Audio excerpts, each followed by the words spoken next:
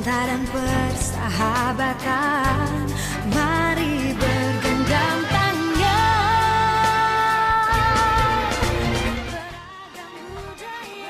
Assalamualaikum warahmatullahi wabarakatuh. Selamat pagi, ATR BPN melayani profesional dan terpercaya, yang maju dan modern.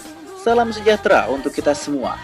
Kita adalah kelompok 1 studi lapangan pelatihan kepemimpinan pejabat pengawas 5 dengan lokus kantor Dinas Kebudayaan dan Pariwisata Kabupaten Banyuwangi yang diselenggarakan oleh PPSDM Kementerian ATR BPN. Selama studi lapangan, kelompok kami dimentori oleh Bapak Muhammad Ali Hindarto.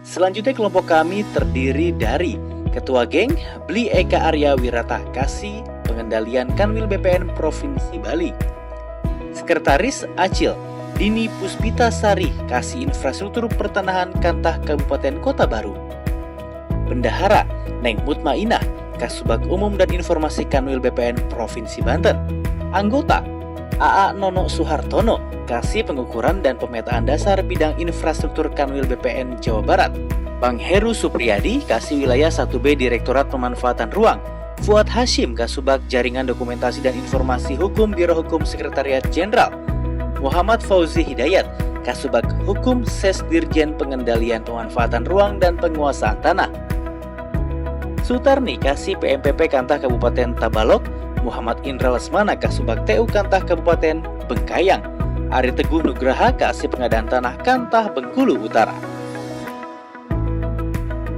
Karena saat ini masih pandemi COVID-19 ya guys, maka studi lapangan diselenggarakan secara virtual dengan menghadirkan narasumber, yaitu Bupati Banyuwangi Abdullah Azwar Anas dan Kepala Dinas Kebudayaan dan Pariwisata Kabupaten Banyuwangi M.Y. Bramuda.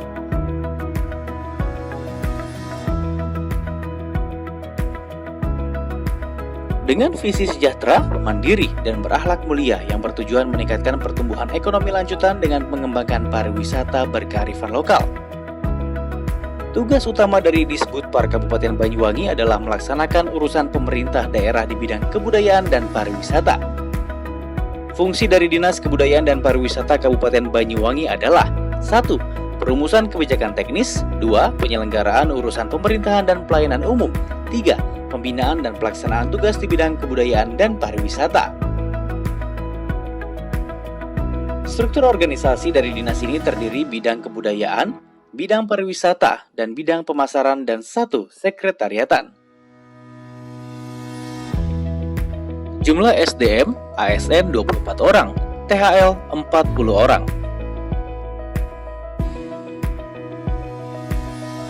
Dengan potensi alam yang sangat luar biasa ya guys, Kabupaten Banyuwangi mempunyai 150-an destinasi wisata. Dengan destinasi wisata yang menjadi primadona diantaranya Kawah Ijen atau Blue Fire, Gunung Ranti, Teluk Hijau atau Jilen, Pantai Sukamade, Pulau Merah, Savana Sadengan, Dede Jawatan, Pulau Tabuhan, dan masih banyak lainnya. Setelah lihat video tadi, pengen kan ke Banyuwangi? Hasil kerja keras Disbudpar mengelola berbagai potensi wisata di Kabupaten Banyuwangi membuahkan banyak sekali penghargaan nih guys. Cekidot dulu videonya.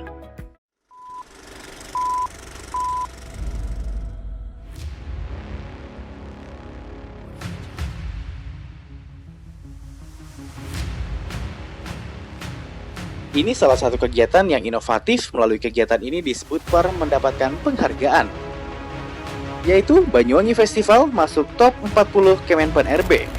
Selain itu, pariwisata Banyuwangi diakui dunia yang menyabet penghargaan ASEAN Tourism Standard Award kategori Clean Tourist City, UNWTO kategori Inovasi Kebijakan Publik dan Tata Kelola, ISTA 2019 kategori Tata Kelola Destinasi Wisata, juga Anugerah Wisata Jawa Timur tahun 2019 karena Kabupaten Banyuwangi memiliki komitmen dan kepedulian yang tinggi dalam mengembangkan sektor wisata.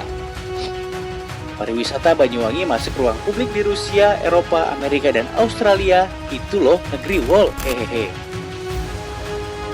Penghargaan-penghargaan itu diperoleh tidak terlepas dari kepemimpinan dari Bupati Banyuwangi sebagai CEO.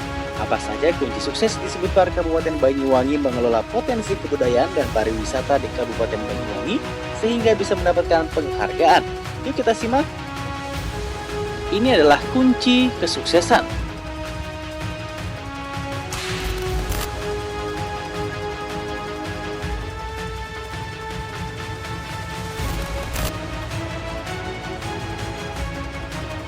Faktor kepemimpinan Kabupaten Banyuwangi di bawah kepemimpinan Abdullah Azwar Anas mampu menggerakkan seluruh dinas yang ada.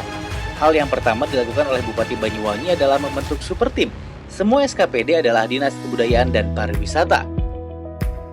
Banyuwangi tidak butuh Superman, tapi Banyuwangi butuh super tim. Yang kedua, kemampuan memahami permasalahan isu-isu strategis, diantaranya belum optimalnya kunjungan wisatawan, belum optimalnya lack of stay dan spending of money, belum optimalnya pengembangan budaya lokal menjadi atraksi, belum optimalnya pengembangan destinasi wisata. Yang ketiga adalah anggaran berbasis masalah. Semua anggaran SKPD digunakan untuk membiayai kegiatan dan mendukung terwujudnya Kabupaten Banyuwangi yang mandiri dengan sistem cross-cutting, sehingga dimungkinkan seksi bidang SKPD untuk menggunakan anggaran pada seksi bidang SKPD lainnya. Yang keempat dan lima adalah manajemen SDM dan efektivitas dan solidaritas tim. Setiap kegiatan yang diselenggarakan oleh Disbudpar Kabupaten Banyuwangi, setiap inovasi yang dilakukan dikerjakan secara bersama-sama loh, alias melayani masyarakat tanpa ego sektoral. Yang keenam, kemampuan mengelola memanfaatkan sumber daya alam, kebudayaan, dan pariwisata. Dengan dikepalai oleh M.Y. Bramuda, kinerja Disbudpar Kabupaten Banyuwangi meningkat pesat. Dengan keterbatasan SDM membuat Kadis yang satu ini berinovasi dengan merekrut tenaga milenial yang bertugas menghasilkan gagasan baru yang atraktif, inovatif, dan edukatif, sehingga destinasi pariwisata yang ada atau yang akan ada dapat lebih menarik wisatawan. Inovasi sumber daya manusia dengan merekrut anak muda putra-putri Kabupaten Banyuwangi untuk mencari gagasan baru yang atraktif, inovatif, dan edukatif, membangun aplikasi sampai dengan menyelenggarakan festival. Inovasi teknologi, Disbudpar mengubah pelayanan dengan menggunakan aplikasi dengan motonya, siapa yang cepat mengalahkan yang lambat.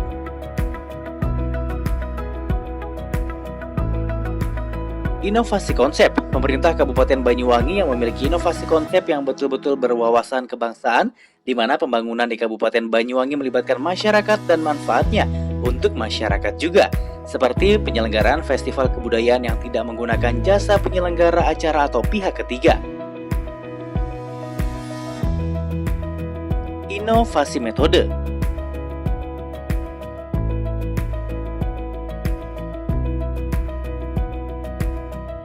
Inovasi metode, sistem kerja berubah, anggaran berbasis masalah dari isu strategis yang dirumuskan menggunakan metode anggaran cross-cutting, birokrasi yang saling mendukung melayani rakyat, dan pengawasan serta evaluasi yang dilakukan secara berkesinambungan.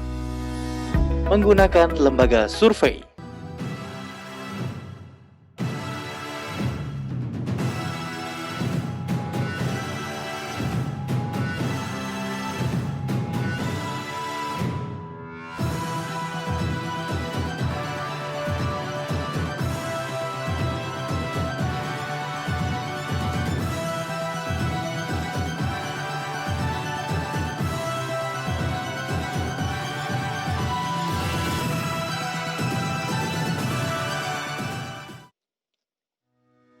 Dari studi banding ini kita dapat banyak hikmah nih guys.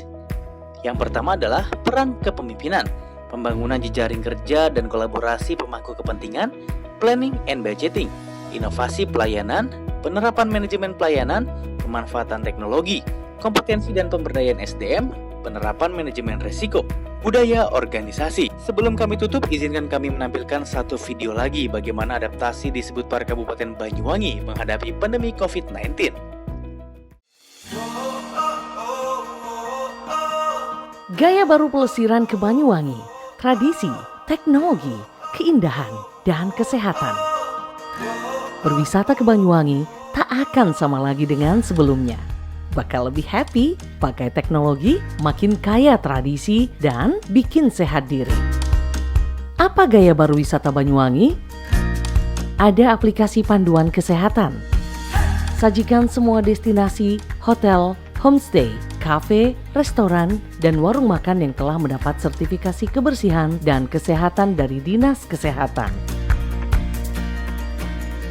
Ada paket wisata tradisi di alam permai yang bikin sehat diri.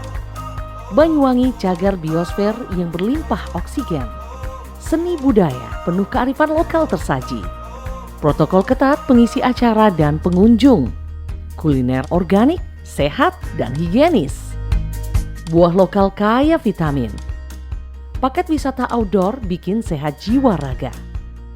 Ada protokol jam buka untuk destinasi dan kafe resto. Tak boleh lagi buka non-stop 7 hari seminggu biar ada waktu evaluasi kesehatan dan kebersihan. Ayo datang ke Banyuwangi, Anda pasti ingin kembali. Oke guys, demikian pembahasan kami. Semoga bermanfaat ya. Salam melayani, profesional, dan terpercaya.